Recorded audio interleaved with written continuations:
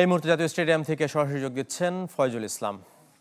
ফয়জুল, এই ম্যাচকে ঘিরে আসলে দর্শক উপস্থিতি কেমন দেখছেন এবং 5 বছর পর দু দলে এই মাঠে খেলছে, বাংলাদেশ কতটা আত্মবিশ্বাসী আসলে জয়ের ব্যাপারে? মৃদুল, 5 বছরের বাংলাদেশ আর বর্তমান বাংলাদেশ অনেক অনেক পার্থক্য। শুধু 5 বছর না, যদি গত বছরের বাংলাদেশ বলি, এখনকার বাংলাদেশ অনেক পার্থক্য। সেই পার্থক্যের জেরে বাংলাদেশ এবং ফুটবলাররা বলেন বা দর্শক বলেন, সবাই দেশের মানুষ অনেক বড় স্বপ্ন নিয়ে মাঠে নেমেছে যে নেপালের বিপক্ষে, যদিও সেপ্টেম্বরে নেপালের সঙ্গে কিন্তু নেপাল গিয়ে বাংলাদেশ প্রস্তুতি ম্যাচ খেলেছিল, সেখানে কিন্তু গোললেস ড্র হয়েছিল। তবে এখন কিন্তু বাংলাদেশ পূর্ণ শক্তির দল হিসেবে কিন্তু মাঠে নামছে। এরই মধ্যে শুরুর একাদশে শামা চৌধুরী নেমেছেন, জামাল ভুঁইয়ারাও আছেন এবং কোচের কাছে সুযোগ থাকছে আরও সাবস্টিটিউট করার, অর্থাৎ পূর্ণ শক্তি কিন্তু তিনি কাজে লাগাবেন, তিনি যাচাই এবং পরখ সবই করবেন। আর দর্শক মধ্যে যদি দেখায়, দর্শকরা কিন্তু সময়ের সাথে সাথে বাড়ছে এবং দর্শকরা কিন্তু দেওয়াল টপকে আমরা দেখছি যে তারা কিন্তু এদিক দিয়ে আসার চেষ্টা করে যাচ্ছেন এবং অনেকে কিন্তু এরই মধ্যে ঢুকেও পড়েছেন।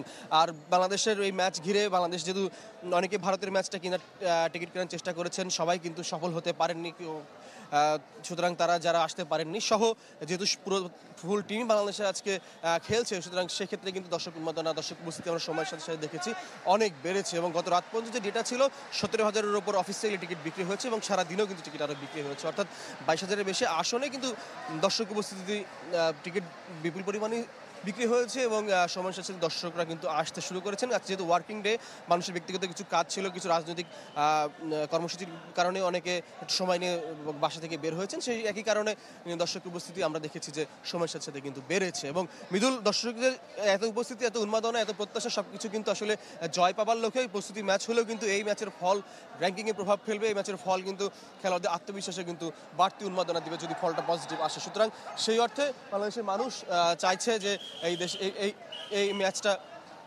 বাংলাদেশ জয় দিয়েই মাঠ ছাড়ুক এবং ম্যাচটা কিছুক্ষণ মাত্র আগে শুরু হয়েছে, এখনো গোল শূন্য রয়েছে, অনেক প্রত্যাশার ম্যাচ চলছে। আমরা পরবর্তী সংবাদে আরও জানিয়ে দেবো নতুন তথ্য। মৃদুল। ফয়জুল, আপনাকে অসংখ্য ধন্যবাদ। দর্শক, আমাদের সাথে যুক্ত হয়েছিলেন ফয়জুল ইসলাম।